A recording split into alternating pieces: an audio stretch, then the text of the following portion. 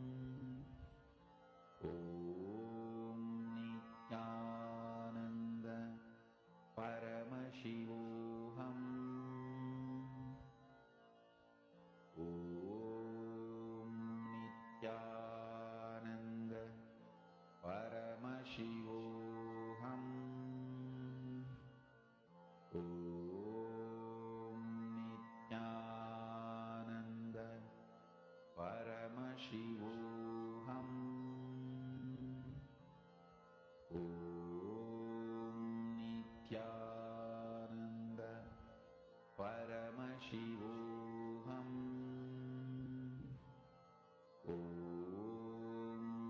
Nityananda Paramashivoham.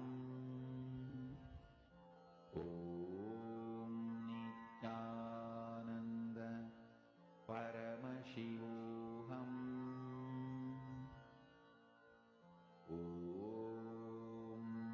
Nityananda Paramashivoham. Nityananda Paramashivoham.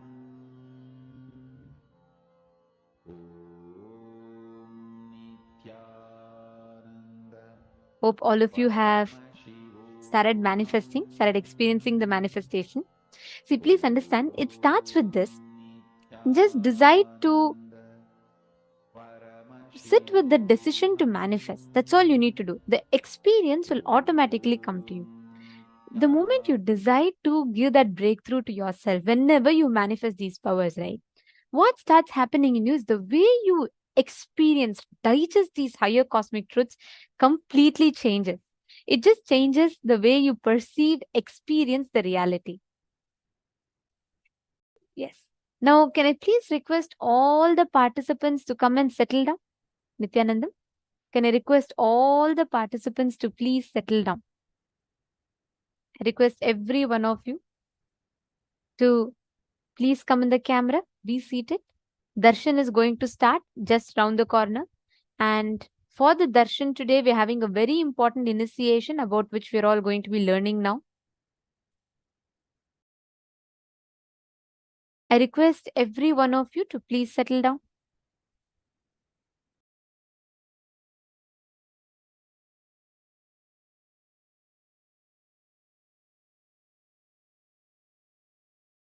Now, we are going to be having a very powerful initiation today called the 56 Akshara Matrikas initiation, where Swamiji will be inserting through sounds. Swamiji will be awakening the highest frequency consciousness in us. So let us all get ready to receive that initiation, for which firstly we will be understanding what are these 56 Akshara Matrikas, which is what we will be learning about now.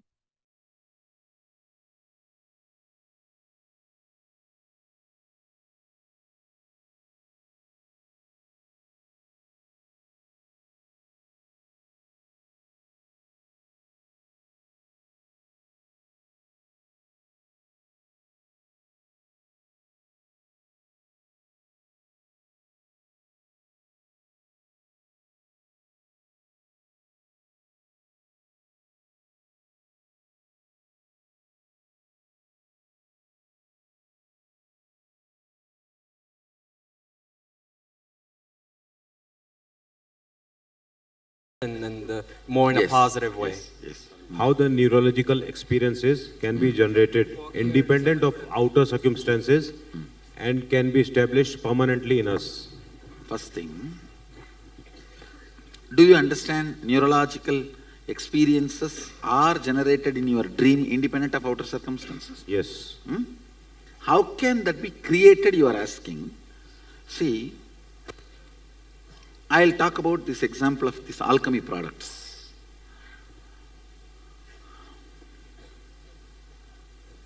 If I utter a word cow, immediately that animal picture starts appearing in your brain. Am I right? Yes. So I instigate a neurological experience by my sound. Same way, there is something called Deva Bhasha. Through vibration, I can instigate certain experiences in you. Irrespective of outside. That is what is called Deva Bhasha.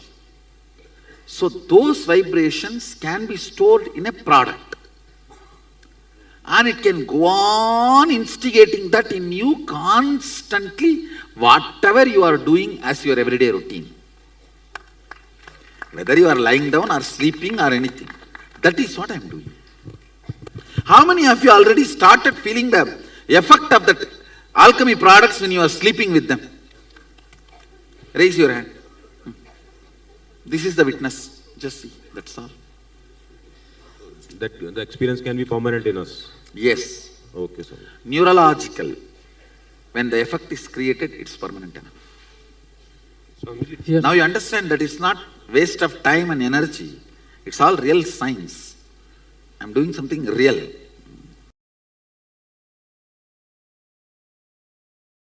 Same pattern leads to same disease in all persons. It's a very standard. I can give you like a diagnosis method itself. At least there are absolutely truth. 100% truth. No exemption. That kind of a clear description, the Hindu Materia Medica and the Hindu diagnosis method describes at least 400 pattern, 400 diseases. Very 100% sure this pattern leads to this disease in all persons. All 100% of the human beings. It doesn't change. Like that, there are 400 descriptions in Hindu diagnosis method. The original book is in Sanskrit and I have Tamil and English, both translations. Major patterns, OCD, and the disease it leads to is same in all human beings. It's actually the DNA. DNA of Mars. It's called, in English I don't know the word, in Tamil we call it Pavalam. Pavalam, in English coral, I think English it's called coral. Pure coral, C-O-R-A-L. It is a DNA of Mangala Graha. The Mangala is called Mars in English. In Sanskrit we call him Mangala. And Angaraga. He is so big. He converts everything into Mangala, auspiciousness. He makes everything into auspicious. So during specific initiations, actually I am going to initiate all of you into this Mangalatva, auspicious now, auspicious energy, auspiciousness. That's why I am wearing the coral, Mangala. I am going to give you the 54 Matrika initiation,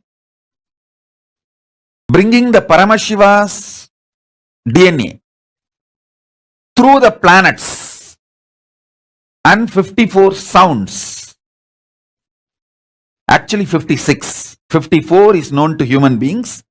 Only for Devatas, the other two is known. So 56 sounds. We call it Matruka, Akshara Matruka. Going to use the 54 sound energy.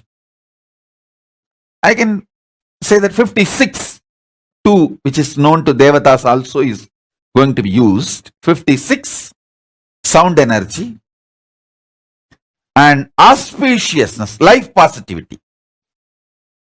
You will all feel intensely, romantically and sexually active and alive now, because all auspiciousness, body experiences as romance and intense sexual energy.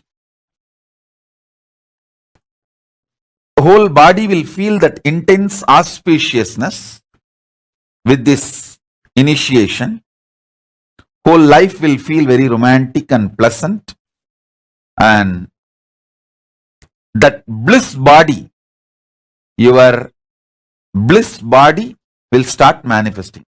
Many of you, when you are about to get the result of your hard work, you just break the whole thing. You know that 99% of the work is done within next 2 days or 3 days, the 100% is going to be done. It's like you are going to sign the deal. It may be buying a house or marriage or some relationship or some business success or some relationship with your team or even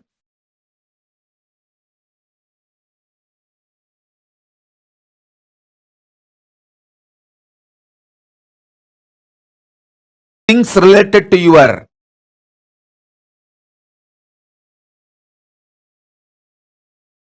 family or team or teamily, sometimes even your relationship with me. You know you are in the last leg and you purposely break it. In Tamil we have a proverb. Venna terandu varumbodhu thaliya odaikirathu. Means you churn the butter. You know the butter has come. Before you collect that butter, you break the pot. You knowingly do it. Many times you know. It is about to happen, but you break. How many of you understand you have that pattern? It's like a compulsive behavior. When your Mooladhara, root center, tastes Paramashiva, you feel in your muscle memory orgasm. In your biomemory, extreme romance. In your bioenergy, high Kundalini Shakti. There are 56 primordial Moola Shabda. Moola Shabda means primordial sound, which is the foundation of Panini and the whole Sanskrit grammar. Listen. Mangala, life positivity, always enters into you as a romance and cosmic orgasm, as a sex energy. That's why I am wearing the pearl, DNA of moon, Chandra, and coral, DNA of Mangala, Mars.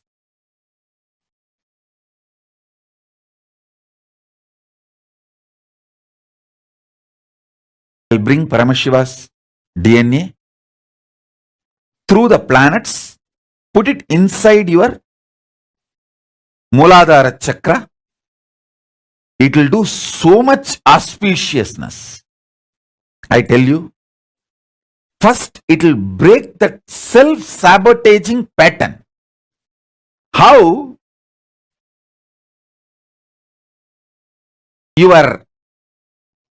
The compulsive behavior of breaking your own life when things are exactly on 99th%.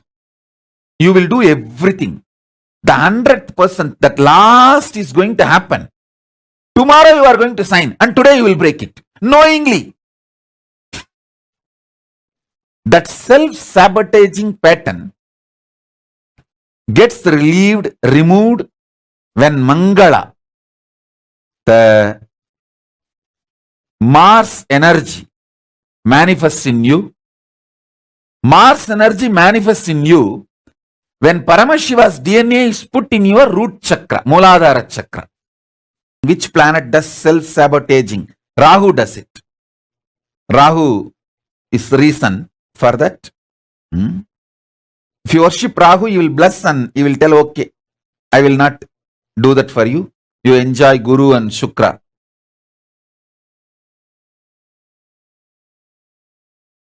Paramashiva beautifully says, in Kriya, in Puja, there is a special ritual called making yourself Divya Sariri.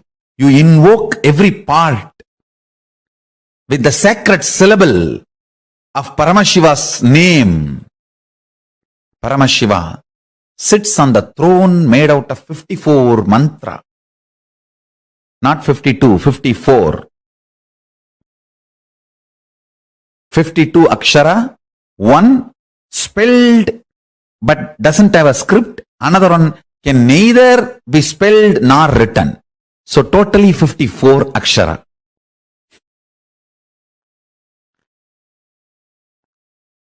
He sits on the throne which is made of these 54 aksharas.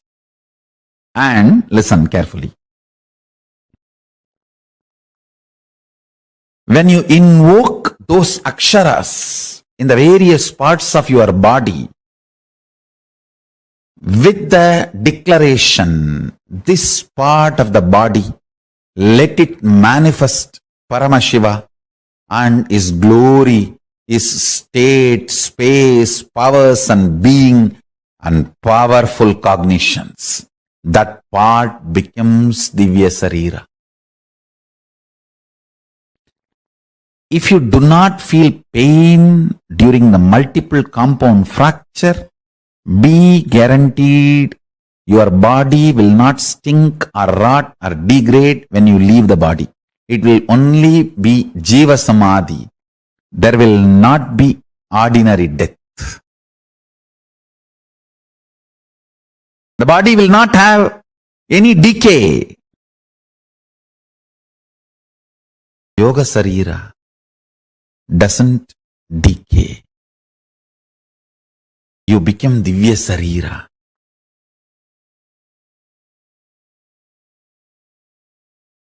Let me introduce the science, this process, now which we are going to do.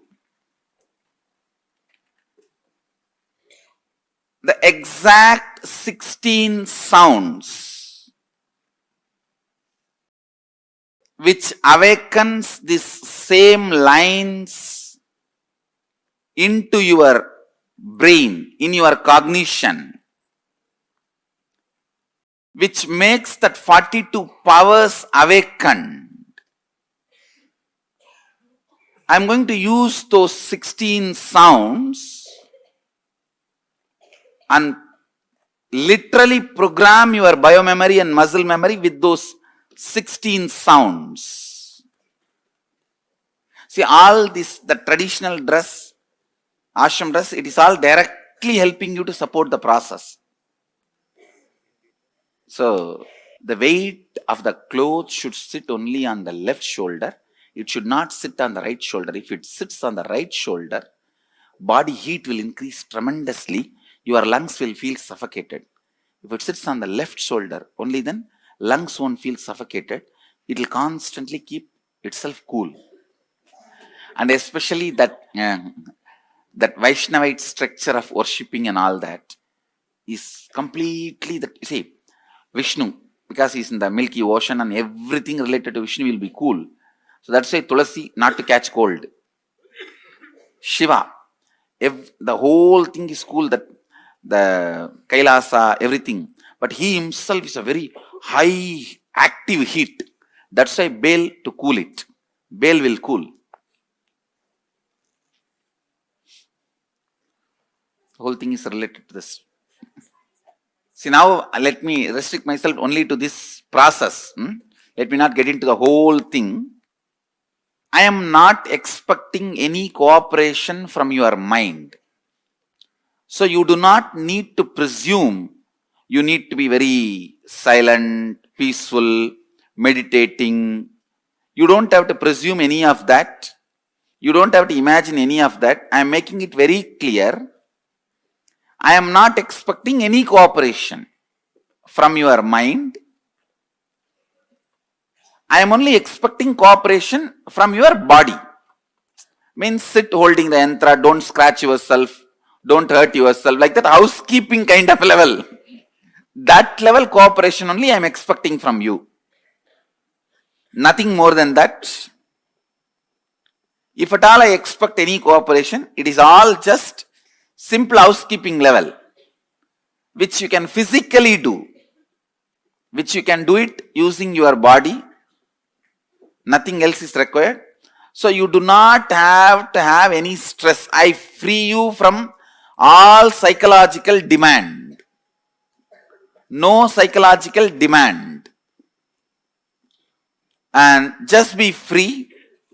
You are going to be spending some time sitting, like when you spend time rarely seeing the sunset, or sitting in your rose garden, or just sitting with the books, not even reading, seeing pictures.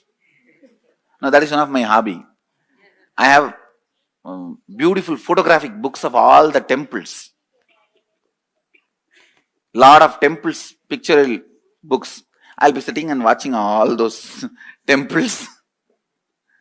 So how you casually spend? I tell you, if you have your own library and your own garden, you have everything you need. The garden which you love, where you spend time, and the library which you love, where you spend time.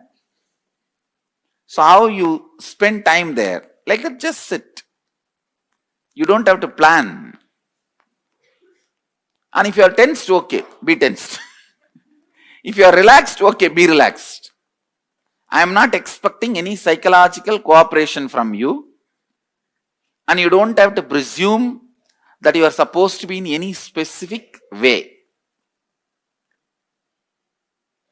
When I am chanting those 16 syllables, you may feel the shooting pains in the body, which will be getting released. It's like the hot flash kind of a thing. But it will not give you any suffering. Don't worry. Don't be afraid. If you are having knee pain, suddenly you will see in the knee hot flash kind of a thing. A kind of a needle entering or that kind of feelings, but it will disappear immediately. These 16 sounds, they are not even a described syllable. Please understand, it is not like a A, B. It is not like a defined separate letters. It will be like a So it may be sometimes like a mixture of A and E off. So it is a 16 sound, not 16 syllable actually. That's the truth. It's a 16 sound, not 16 syllable. So those sounds I am going to use very intensely. Those 16 sounds form the basis of your cognition. Listen. Your cognition of love, joy, insecurity, bliss, fear, good, bad, right, wrong, all that starts in your cognition. You see that all the things you cognize get triggered in your cognition with these 16 sounds. For example, anything you experience in your life, good, bad, world, large, small, anything, it has to get triggered in your cognition, in your inner space. It should get triggered. For example, the moment that I utter the sound, tiger, immediately some kind of a fear, mixed fear with insecurity, those, all that gets triggered the moment that form is triggered by this sound. So everything in your life gets triggered in your inner space only from this 16 sound. The mixture of this 16 sound is the source of all cognition in your life. All of you are able to understand what I am saying? So, I may be just cutting into many of your pains, pleasures, good, bad, right, wrong, into many of those things.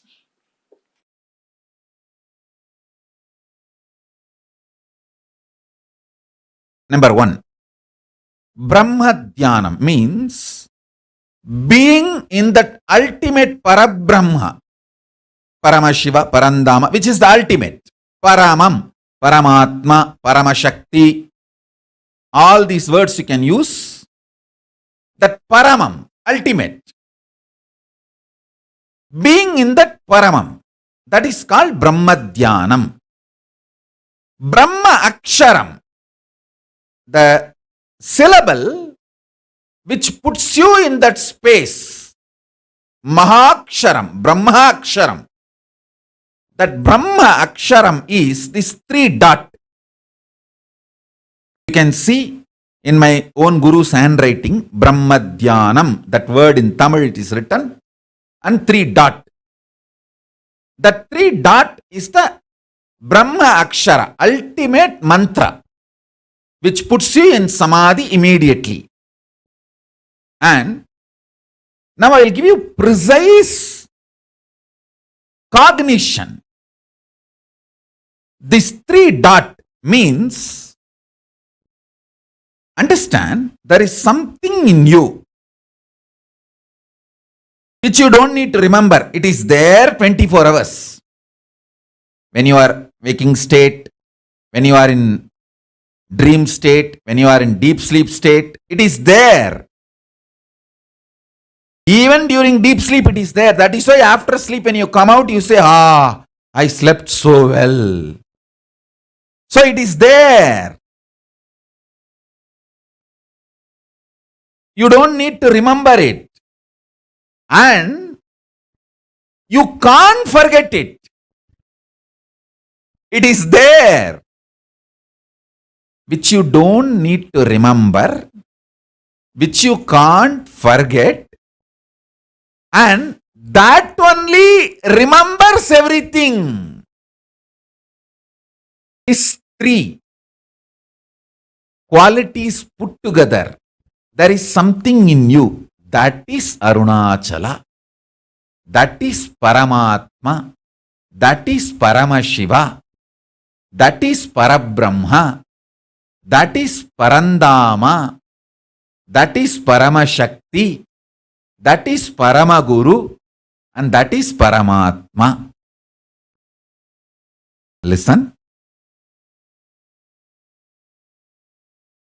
Listen to this 3 statement. This 3 only you need to remember. Which is there in me, which I don't need to remember. First.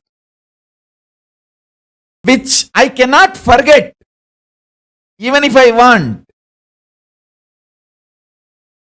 Third. That only remembers everything. Which is there in all of us always. How many of you are able to understand? With how many of you it clicks? Yes? Yes? Raise your hand. If it clicks with you, raise your hand. This is exactly Arunachala.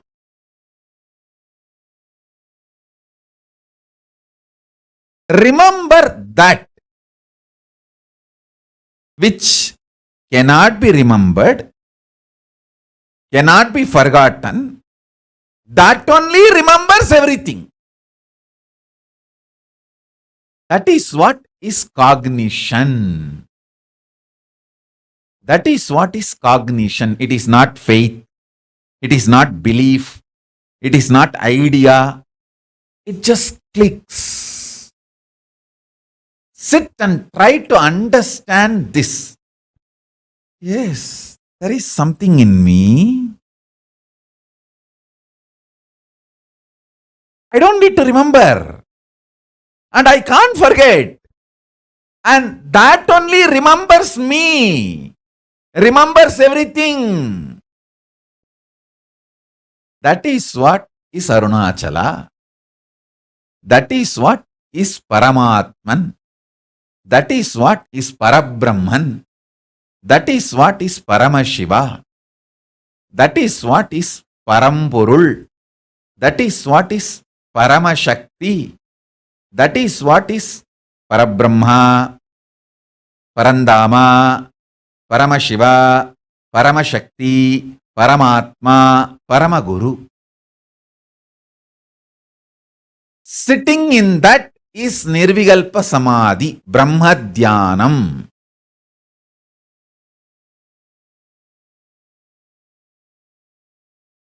Just remember this one powerful cognition.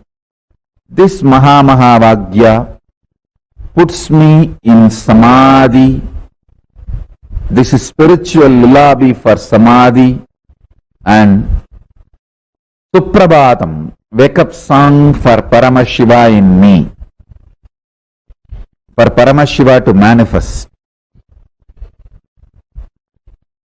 With this one spiritual powerful cognition, chant this Mahavagya.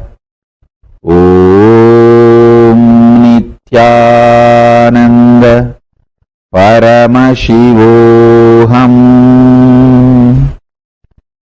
Om Nityananda Paramashivoham. Om Nityananda Paramashivoham. Om Nityananda Paramashivoham.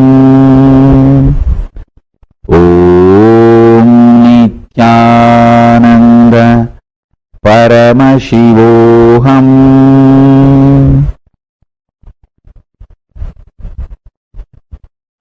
I have also implanted the Bija mantras, all the 54 sounds.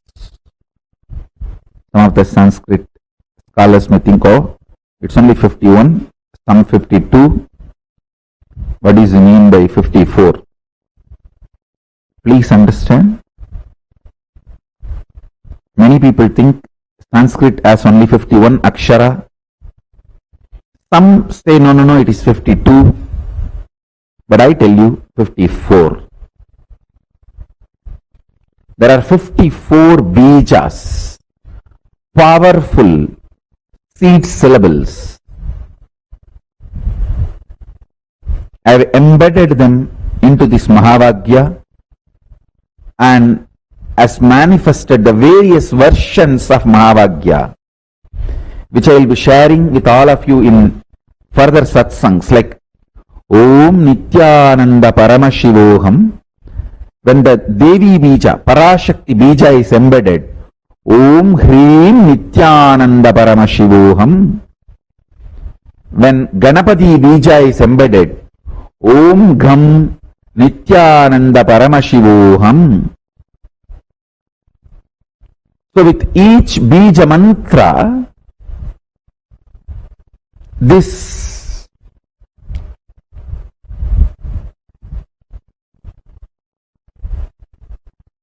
Mahavagya can manifest various different powers intensely, immediately, just with the Mahapranava, Om. It can manifest everything. With the specific bijas, it can manifest those specific manifestations immediately.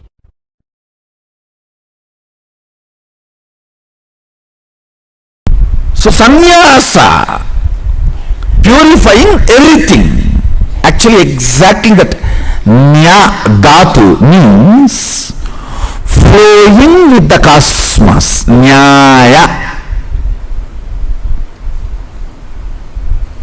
So from the dhatu only that nyasa evolves. Flowing with the cosmic shakti is nyasa.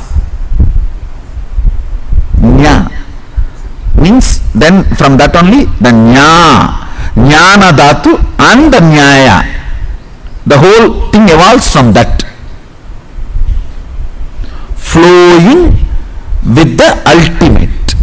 Now let me talk about this connection between integrity and sound. Matrika. See, the sounds you constantly create decides your existence. Deha means in which you feel your astitva is Deha. It is not that you always feel your existence in this Deha. While you are in the dream, in which body you feel your existence? That is your Deha. In my case, I always feel my existence in my divinity, that is why it is Divya Deha. Divya Deha, constantly staying in this Deha, makes this as Divya Deha. So your existence is the words you use within you. Now, teaching you to use powerful words within you is integrity.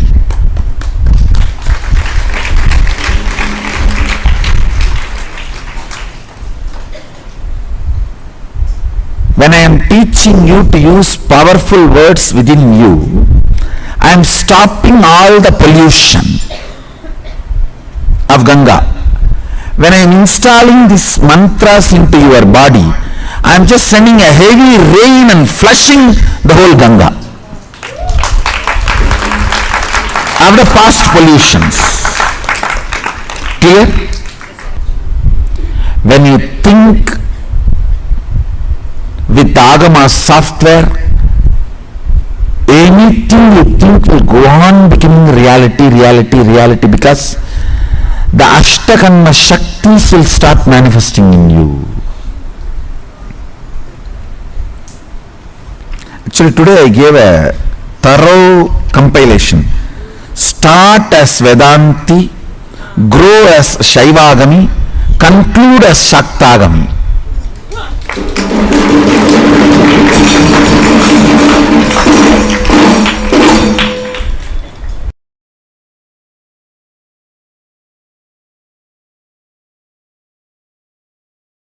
I'll now intensely initiate all of you and infuse Paramashiva Shakti, the Devi energy, powerful feminine energy. Listen to this 5 initiation. 1. Life is all about Shakti, power, energy.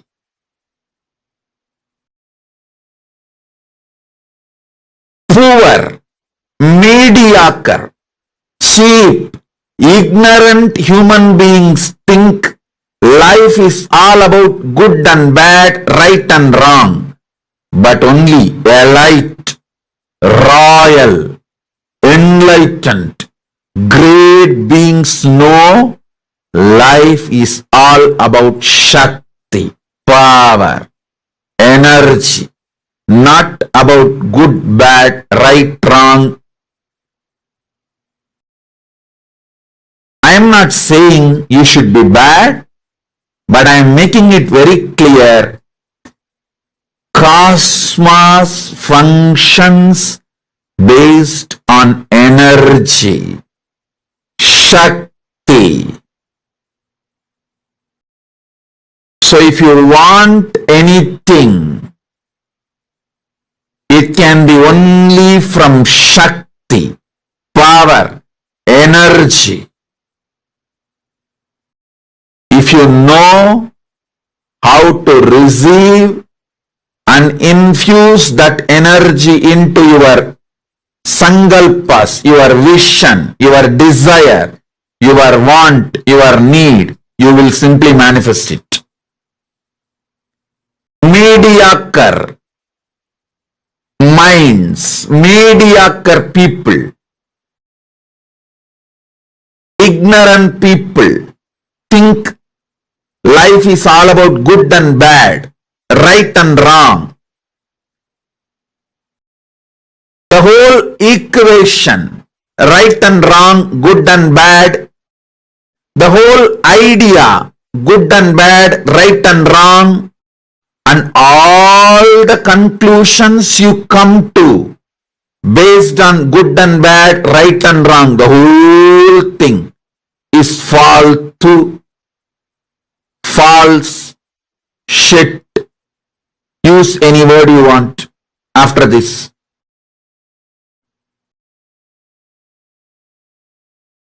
You can use all these words, faltu, false, fake, shit, whatever words you want. Be very clear. Life is all about Shakti or no Shakti, not good or bad. Neither you get something because you are good, nor you lose something you are bad. What you want, you achieve when you manifest Shakti. You lose when you don't manifest Shakti. Understand, I am giving you the royal principle of cosmos, royal principle of life.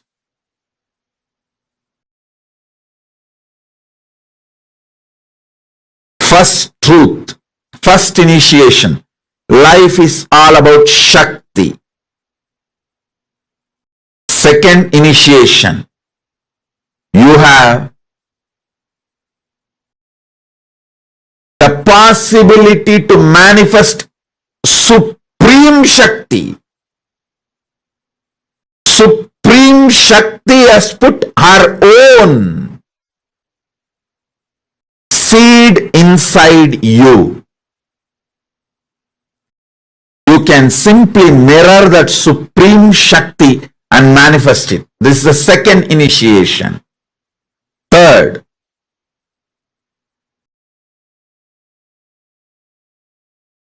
when that Supreme Shakti manifests, your values of good and bad, right and wrong will have cosmic maturity. Listen. Cosmic maturity will be infused into your good and bad, right and wrong. You may think giving a piece of burger to a poor man is good, but cosmically killing an animal and taking the meat out of that animal for food is wrong. So what you think as good cosmically will be wrong. You will have this maturity only when Shakti is infused in you.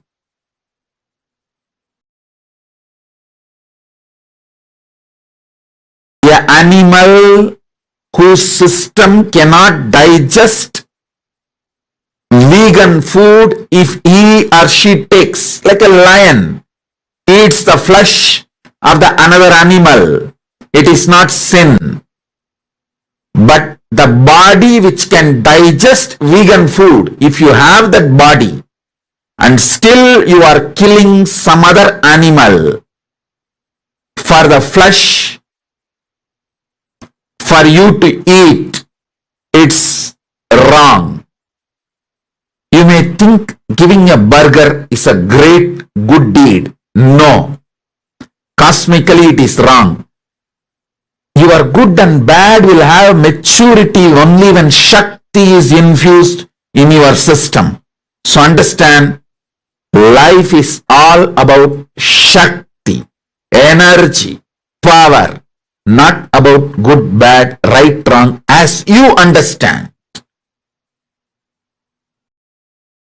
So when you infuse energy in you, you will have the matured, cosmically matured, good, bad, right, wrong, clarity, knowledge, buddhi, intelligence. Fourth initiation is cosmic power. Shakti is a mother from which you are flowering. So she is easily available the moment you ask her to manifest in you. So call her, tell her, these are all the things I want. Please start manifesting you in me. That's all. This is the fourth initiation. Fifth, with the grace of Paramashiva and Paramashiva Shakti, now Paramashiva Shakti will be manifesting. Type whatever prayer you want to ask from Paramashiva Shakti. Whatever you want to talk to her, you can type as a direct message. Now Paramashiva Shakti, with the grace of Paramashiva and Paramashiva Shakti,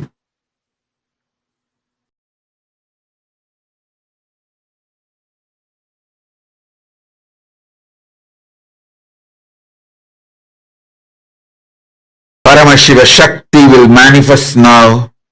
Om, Om, Om, Om.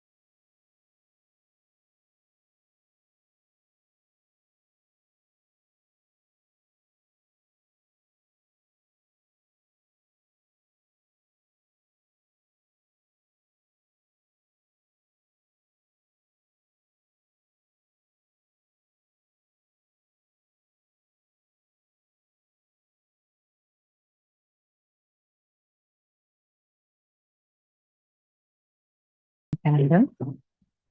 Such a powerful initiation Swamiji had initiated all of us into, with revealing to all of us about the 56 Akshara Matrika initiation. How using these syllables, Swamiji is going to be doing a very, very, very powerful process inside of us. And all of us are going to be experiencing very, very deep completion happening inside us. Now, the completion process that Swamiji had explained to us, and especially the patterns that Swamiji had explained, revealed to us about, is what we are going to be working right now and preparing ourselves for the initiation itself. So, you're all ready for it? Like Swamiji explained,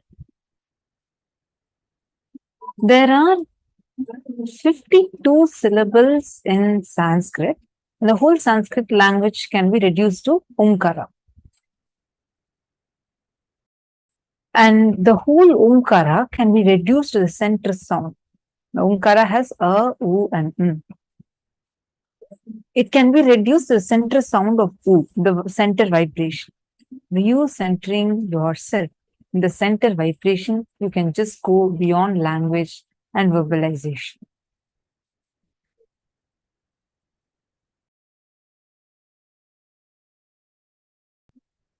We are going to now be taking a few minutes to complete the self-sabotaging pattern. Swamiji had explained so beautifully how these 56 Akshara Matrikas, the syllables, will directly enter inside our very bio memory and bio energy and give us deep completion from within. How many of you clicked with it? All of us are going to get experience the tremendous completion happening in us. See, all of us carry a pattern which makes us like when you're almost getting what you wanted, you're able to manifest. Exactly towards that time where you know the next step, you're going to manifest it. You yourself will do something and just collapse the whole thing. Like exactly what Bhasmasura, Ravana, their attitude. That you yourself do something to self-sabotage your own success. How many of you are able to identify that? In how many areas of your life are you able to identify that? If you identify that, it's a great blessing you have because now you have identified it. Once you identify it, it's very easy to complete out of it. Actually, like Swamiji said, right? Blind spots loses its power over you. The moment you just become aware that it is a blind spot, that itself is enough for it to lose its power over you. Only as long as you think it, you do not know or you're not aware of the blind spot, you are stuck in the rut of it. The moment you realize that you are beyond, like the moment you realize that this is your blind spot, that moment the blind spot loses its power over you. Like Swamiji said, today's initiation in particular is all about how we can experience this space. Through the Akshara Matrika initiation, Swamiji is going to be transmitting, infusing that bliss into our Mooladhara chakra.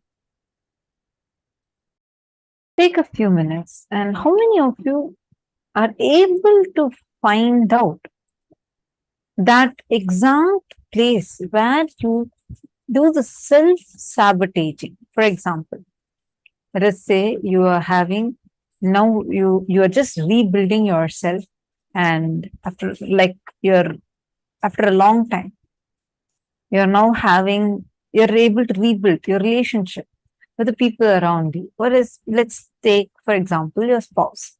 You're now rebuilding your relationship with your spouse where you're bringing in completion. and you feel it's almost going towards that goal that you want, but exactly at that point, you just do something and collapse it. Or same way in your career. You are working hard, you're trying something, you want to do a project, you have a certain goal. You yourself are working towards it. You did the work, you did the hard work for it. And you are itself creating the path to success for it. But when it is almost going to be successful, you yourself just do something and collapse it. How many of you are able to identify with this pattern? Karen, you're asking for whether these syllables are available and Akshara Matrika initiation. See, the 52 are just the Sanskrit letters. With that, there are those vibrations are available, like each one has a particular sound. But the remaining 4, the 2, 1 which cannot be, both of which cannot be written, but one can be uttered and one more you can't even make the sound. The last 2 are known only to the Devatas. So that is why it's totally 56, and these 56 are not, like the last 4 are not available to us in a form that human beings can understand. Okay, now come on, all of you please post in the chat if you are able to relate with this pattern. Listen carefully, whether you did gym, yoga, workout, you started building your body. You are now seeing that, okay, your body is transforming, you're happy that now let's say you're getting more fit. But at one point, something you do, and either you just stop going to do that workout at all, or you just do something to stop yourself, or probably you go and eat junk food, something, in some manner, you express it in some way, and just collapse what you yourself, with your hard work, build it. Whether it's in your health, whether it's in your career, your relationship with your spouse, your relationship with your family, your relationship with your friends, your relationship with yourself, even the confidence you have on you. 2 days you're so intense, and at one point you feel like, yes, you're achieving the way how you want to be. Exactly at that time, you yourself do, either you do something or withdraw from life, but collapse. That self-sabotaging pattern that you carry. How many of you are able to identify with this? I'm just explaining because today's session, the pattern that you should be completing with, you should be aware of, at least like Swamiji said, right? Even if you know, even if you're able to see this pattern is stopping you, that is enough. Because it is important, like Swamiji said, the mind as such does not have, it doesn't matter. Swamiji doesn't have to convince the mind that we are Paramashiva. Swamiji will give that as an experience. But this self-sabotaging pattern is the only thing that comes in our way when we are about to receive that. Like Swamiji says, whenever you're about to have a breakthrough, you're about to sign a deal. But exactly that time you decide and some things happen and you just leave everything to collapse. Like this, the self-sabotaging pattern that we create in us is the only thing that stops us from experiencing these breakthroughs. So I request every one of you, take a few minutes and pen this down. Write down at least 15 such thought patterns that you carry, where this exact self-sabotaging happens in your inner space. Take a few minutes. If any of you have a doubt in this, please take a moment and please post it. I request everyone to start penning this down. See, you just need to bring your awareness. Today, all of us will experience that auspiciousness. Majutikana is asking, what is the solution for this, Ma? How can we free ourselves from this pattern? See, first thing, Ma, you need to identify where all you have this pattern. First, your awareness needs to come there. consciously you decide to stop it. And like how Swamiji explained, right? All of us carry deep inside us anger about the physical pleasure that you have not been given enough, and that all other human beings are enjoying more than you. This pattern brings deep jealousy, anger, and violence in you. We're going to be going into that. So layer by layer, we're going to attend to it. First, I request everyone to identify where all do you have this self-sabotaging pattern. You don't need to put it in the chat. You can write it for yourself. In the chat, you can post. If you have any questions, feel free to post that.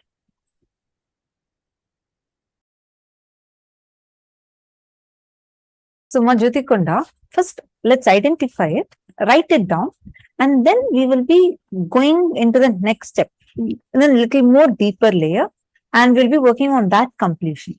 Today, during the initiation, the Akshara Matrika initiation, the moment you consciously decide, I want to come out of this, you will just see sitting in the initiation, Swamiji will remove that out of you. He'll just melt it away.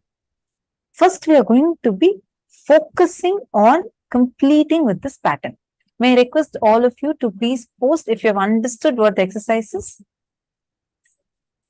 Even when that you do identify you have this pattern, actually when you write it down, you will see even more intensely, you will be able to clearly see where and how these patterns reflect. Right now we may be able to see like vaguely, but clearly you will be able to see which all aspects. Swamiji told, right, if you are doing it in other aspects of life, that means even with Guru you do it. So identify, go to that depth, and please identify and write down. Karin, no. First, let's finish this one. Then you'll go to the physical one next. First step is to identify the self-sabotaging pattern. I'll give you a few more examples so all of you are able to understand. Mavalini Subaya has posted, yes, ma, I'll be building myself well and strong. Then remarks from my siblings pull me down. Understand? Ma Valini, write down an incident where you felt you actually started and the remarks from your siblings actually pulled you down. Actually look at it. Was it really the remarks from your siblings pulled you down? Or was it your reaction for it? The anger, whatever it triggered in you, you decided, consciously decided to self-sabotage. It's like a anger, a violence that just kicks in and just makes you to decide to collapse everything. Like illogical it will be. Mavimala is asking, this is totally different from procrastination. Again, procrastination is only a branch of this. This is like a root one. It's a little more deeper. If you identify the situations where all you have, like you are becoming successful in something, and you see very well, you yourself do something which normally wouldn't have done. But you yourself do something, collapse it, and then you beat up yourself for it. Carmen Maris is saying that I want to be free from negative thoughts or energy. Yes, Carmen Maris, definitely yes. Actually, were you able to attend the full day program? Because actually, if you are able to attend the full day program, I highly recommend that you attend every day full day. That will help you layer by layer to identify the root of it, where you can actually identify why these negative thoughts are even coming in you. And it will not even take like so much of effort. See, let's say a room filled with cotton, so much of cotton is there. You may think, oh my God, so much of cotton. How many matchsticks after matchsticks I need to use? I have only a small matchbox. How am I going to burn the whole cotton? You just put fire on one. It will burn the rest. So that putting the fire needs you to first open the door of that room, which is what will happen when you sit in the sessions. Putting the fire, Swamiji will do. You don't need to worry about it. And moreover, see these completions, right? Always, if you see the way whole program Swamiji is designed, it takes us from one layer to another, to another, to another. Right now, we are trying to look at it like, oh my God, it's too much. How do I settle everything? Swamiji is giving us a very simple, straightforward science. Where as you complete, as you understand, like initially we understood about genesis of our identity, we understood about the 4 images. Then we understood in depth about what is identity as such. Each sign, Swamiji is beautifully taking us from one to another to another. So take a few minutes and I request every one of you to pen down at least 5 such cognitions. Write down where all the ideas, the thought currents, including your anger, jealousy, violence, all these types of things, where self-sabotaging decisions you have made.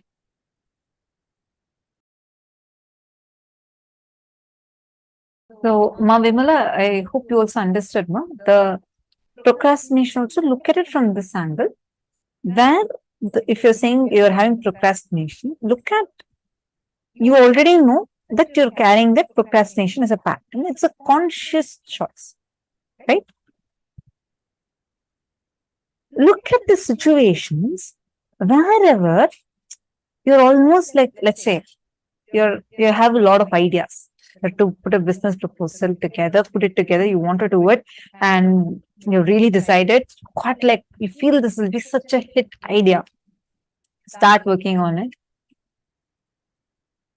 At one point, you start finishing, you're almost in the stage, like, you start putting together.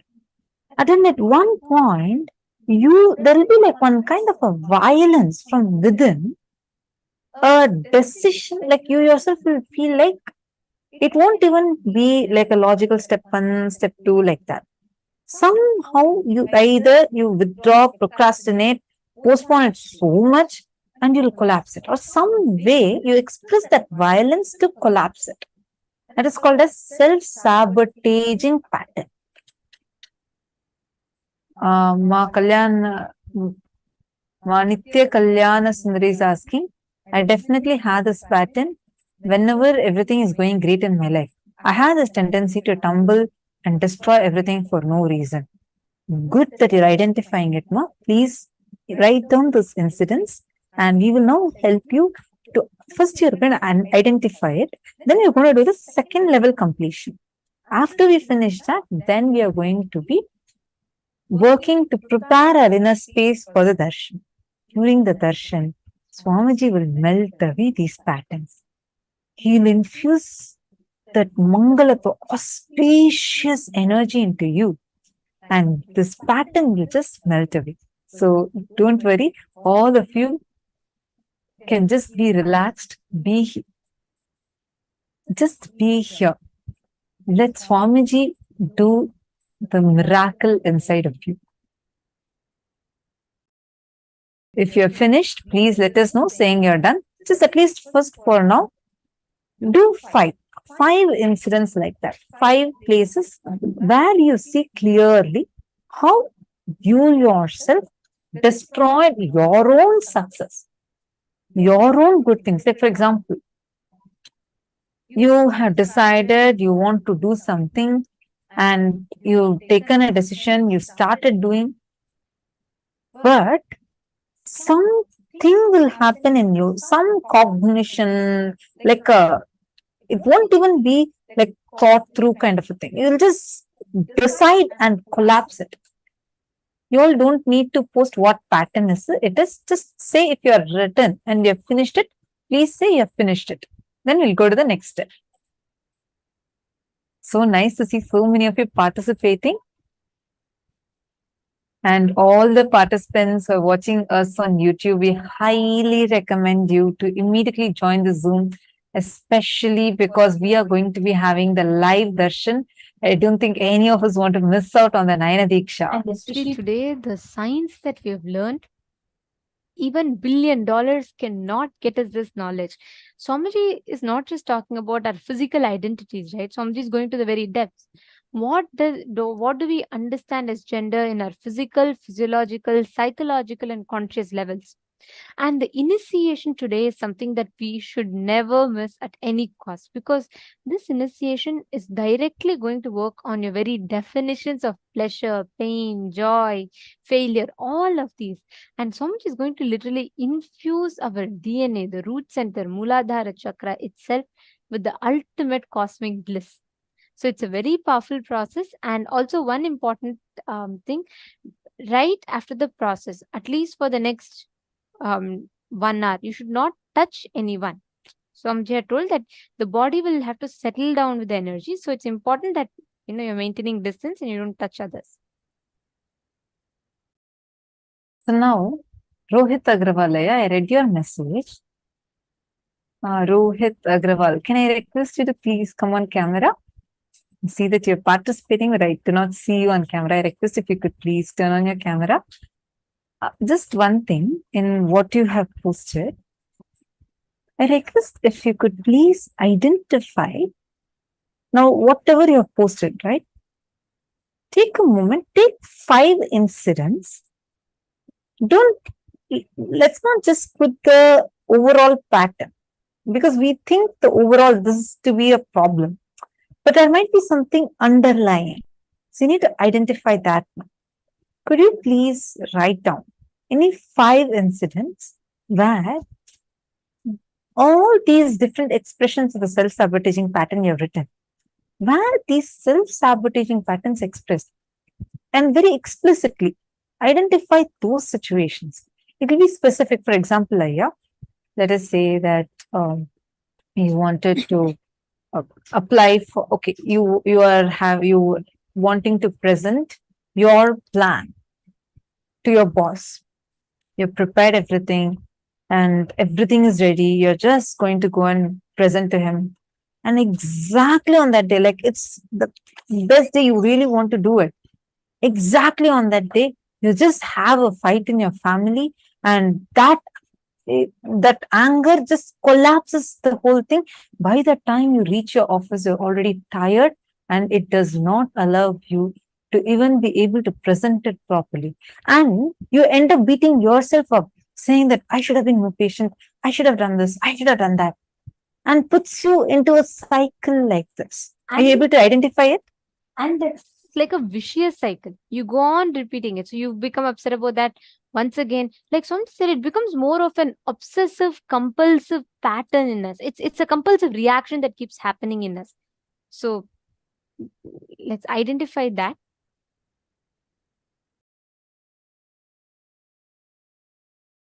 All right. I hope now all of you have written this down. We are going to be going into the next step. The next step for this is you're going to be completing with the self-sabotaging compulsive behavior pattern. Drop the anger about physical pleasure that you have not been given enough, that all other human beings are enjoying more than you. This pattern brings a deep jealousy, anger, and violence in you. Whether you feel you are undersexed or oversexed, whether you feel that all these physical patterns, you feel that you have not been given enough, you didn't get enough of. Write down. Go on penning down all your ideas, the thought currents, even the anger, jealousy, violence. Oh, how can this person get more? How can that person get more than me? How can I'm also as good as them, but why am I not getting the same way that they're getting? In whichever aspect, feeling not received enough, you have gathered, and all the ideas, the anger, jealousy you have gathered about pleasure and sex, please write them down. And usually, like you can even express it as powerlessness inside you, like a deep powerlessness, which actually is a very cunning way our mind plays with ourselves. It is actually anger which is shown as if it's, you're feeling victimhood. It will be deep anger and violence, like, oh, I am not enough. I am not being given enough. or a powerless feeling that you can't be like how you want to be. Different forms it will be expressing. Identify that. Like how Swamiji says, the problem with lust and sex is they have been magnified and imagined to be much more than what they are. Because of suppression, sex is made out to be much more than what it is. There starts the whole problem. It has been contaminated to a great extent by the media. Take a few minutes now. You're going to be going into your deep layers and identifying this. Sit with yourself. You don't need to get distracted with anyone else. Don't talk to anyone. Just be with yourself. And as Swamiji had mentioned in the video, during this whole initiation, please do not touch anyone else. Make sure you're having enough distance. If you are around some with people, make sure you're sitting with enough distance so that you can receive this initiation and not touch anyone. Sit with yourself now. You do not need to post this in the chat. This is for yourself. Please take a notebook and pen and sit and go on penning down all the anger, violence, jealousy that you feel deeply inside of you that you have not been given enough. Take a few minutes and let's start now.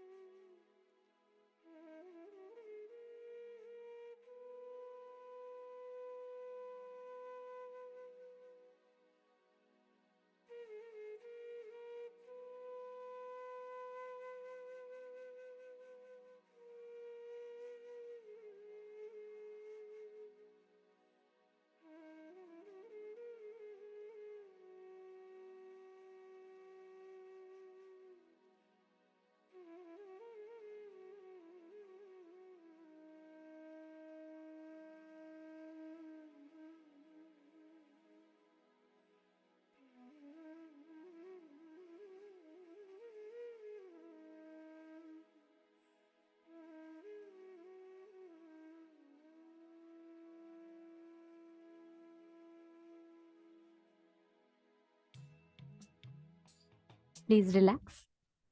Hope all of you have finished writing. Yes.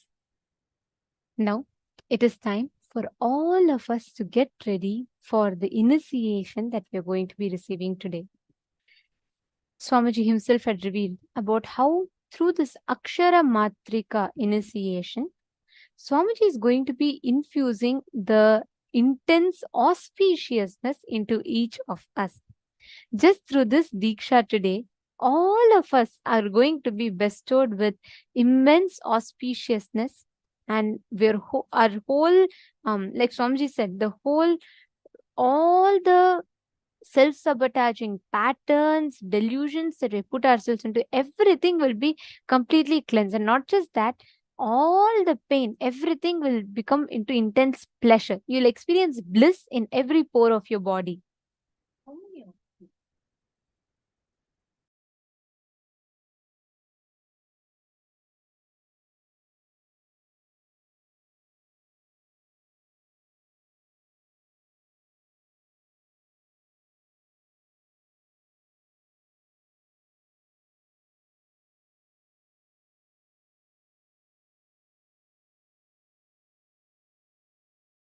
Sorry for that. I hope you all are able to hear me now.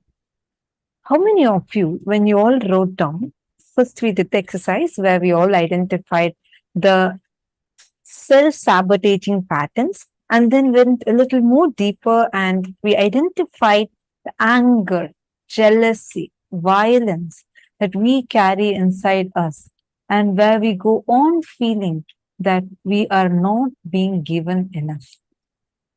How many of you felt when you started writing down? Inside of you itself, like as soon as the awareness comes, like, yes, I can consciously stop it. Like you yourself are becoming aware of these patterns, the violence that is that deep inside of you. How many of you were able to identify that? Now, that patterns that you have identified, just consciously decide that you are not going to cherish it. Consciously take a decision to drop it. That feeling of we are not being given enough and that everyone else around us are getting much more, and that coming as suffocation or powerlessness or anger, all these are nothing but the violence expressing in various different forms. Consciously decide to drop that violence inside of you. Take that decision and sit for today's initiation. And just reminding all of you, as Swamiji had mentioned in the clipping that you all watched, do not touch each other. Like if you are with your family or anyone that's sitting with you during this initiation, make sure you're having enough distance between you so that you do not touch another person, because during this initiation, you will feel intensely blissful inside of you, deep inside of you. The whole body will feel that auspiciousness, mangalatva, just filling you. Actually, like Swamiji said, right, as soon as you connect, you just experience this process. Swamiji will be inducing bliss in our very system.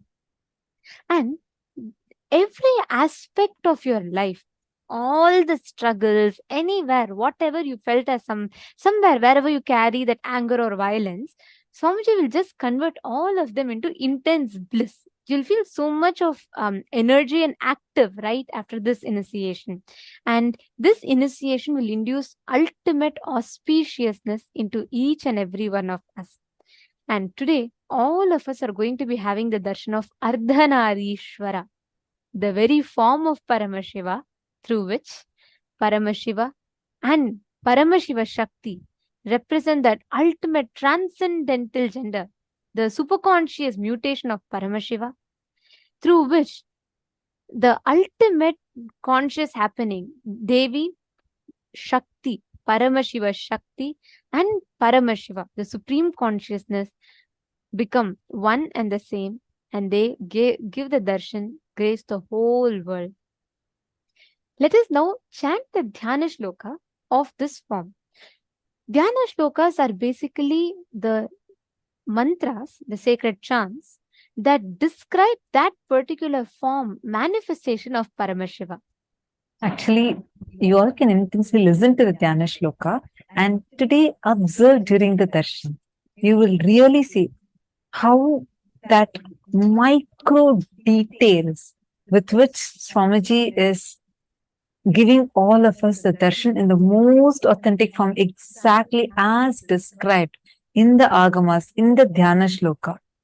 You will also see, even physically, you will actually see Swamiji as Ardhanarishwara. As we all learned in the day one of the program, when we all learned about Avatara Shastra, this Ardhanarishwaratva is one of the qualities of an avatar, where he is completion of all the gender identities and beyond gender, radiating both the divine feminine consciousness and the ultimate masculine consciousness, Paramashiva and Paramashiva Shakti, both through him. And you will be seeing that physically during the darshan. Just, I request all of you, during the darshan, when you're enjoying today's beautiful form, just observe, you will see the extraordinary grace radiating through Bhagavān Ardhanarishwara. Now, let us all chant the Dhyana Shloka.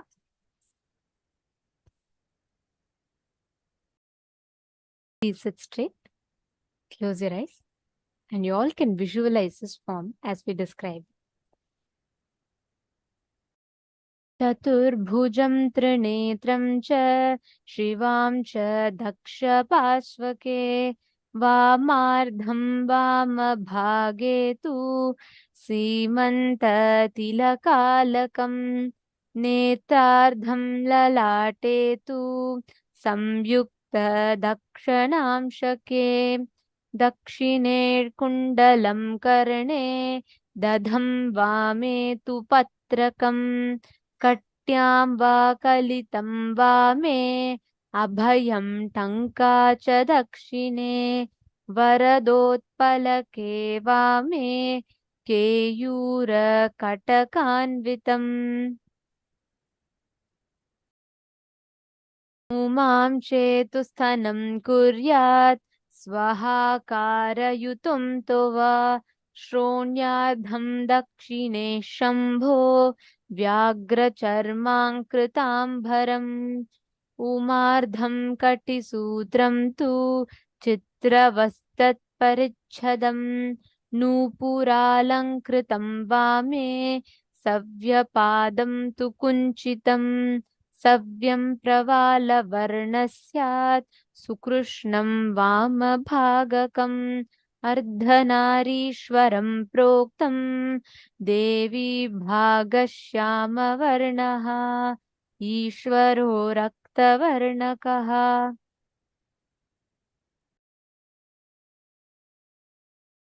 The description of this form goes as: the right side of the Murti is Paramashiva, the left side is Parvati, Parameshwari, Paramashiva Shakti.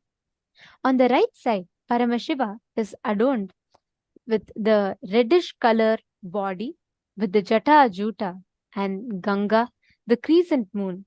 He has half an eye on his forehead and is wearing the earrings. He is wearing tiger skin on his body. Whereas on the left side, Parvati, Parameshwari, Paramashiva Shakti, with blackish color body, has the tilak and curly hair falling on her forehead. She has beautiful big earrings and having her left breast visible. Totally, there are 4 hands. Shiva is gracing with his natural hand, the Abhaya Hasta, holding the Tankam on his second hand, the Paramahasta. Parvati, Parameshwari, is gracing with Varadahasta, holding the lotus flower with her second hand, the Paramahasta. Paramashiva's right leg is a little bent, while Devi Parameshwari's left leg was decorated with jewelry. This way, Ardhanarishwara form is ever gracing and brings the supreme auspiciousness to planet Earth. All of us are going to be receiving this very darshan, the form of Ardhanarishwara.